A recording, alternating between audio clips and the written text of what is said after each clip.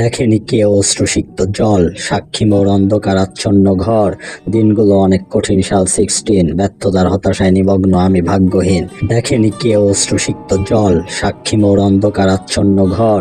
দিনগুলো অনেক কঠিন, সাল 16, ব্যর্থতার হতাশায় নিমগ্ন আমি ভাগ্যহীন।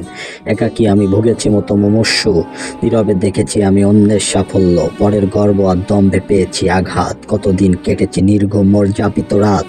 শত্রুর অমানবিকতায় হয়েছি মানসিক অত্যাচারিত, কষ্টগুলো সাজিয়েছি শব্দে নদীর ধারার মতো। শত্রুর রূপ গোপন থেকে প্রকাশিত যখন আমি ব্যর্থতায় নিমজ্জিত।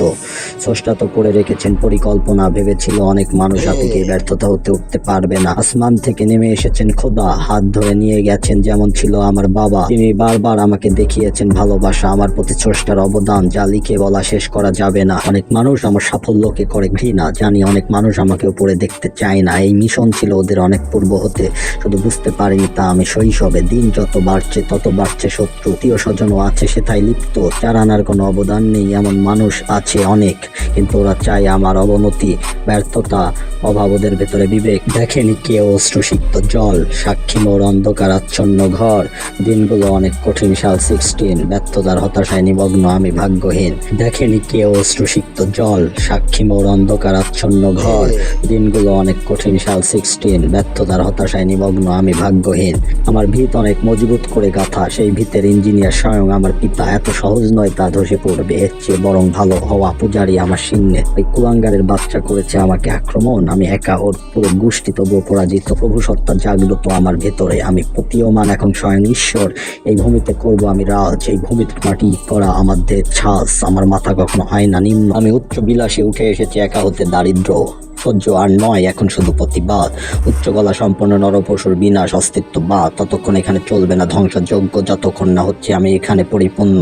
অপেক্ষমান আছে প্রভুর আসন্ন শক্তি, ততক্ষণ আমি সেও অধীর আছি করতে জ্ঞান উৎপত্তি। নিষ্ঠুর মানুষই বলে নিজেকে নিষ্পাপ, আর যে নিষ্পাপ তাকে বলে লিপ্ত কঠিন পাপ। এদের ভেতরে অন্তরে শয়তানের ছায় পূর্ণ। আমার লেখনী হচ্ছে ওদের কাহিনী গল্প, যেখানে ছিল টিকে থাকা অনেক কঠিন ভালো মানুষদের, যেখানে হানাহানি ঝগড়া মারামারি আর আছে তীব্র বিদ্বেষ। আমি নই প্রতিষ্ঠান কর্তৃক কোনো পণ্য, আমি বাস্তবতা থেকে সেও উৎপন্ন। তীব্র যন্ত্রণা, ক্ষোভ আর যুদ্ধ, যেখান থেকে আজ আমি হয়েছি সম্রাট গণ্য। নরপশুকে করতে হত্যা, গোয়ার ইহুদি মনোলিপ্ত গোষ্ঠী।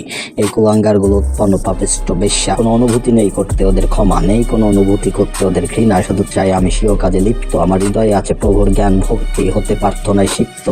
এই শব্দগুলো এসেছে যেন পবিত্র জাবর। এখানে বর্ণিত হয়েছে গল্প রাজা দাউদ, অস্তিত্ব বিন্যাস, যুদ্ধ, বিবাদ, হানাহানি, হত্যা করতে শয়তানি শাসন আর কুমন্ত্রণার ধ্বনি। কঠিন নিষ্ঠুরতা হতে যে শাসকের জন্ম, সহস্র ব্যর্থতা সে কিংবদন্তি এবং পরিপূর্ণ। পৃথিবীর হৃদয়ের কম্পন সে, শত্রু ত্রাস বুকে আঘাত হানে যে। দেখেনি কে অশ্রুসিক্ত জল, সাক্ষী মোর অন্ধকারাচ্ছন্ন ঘর।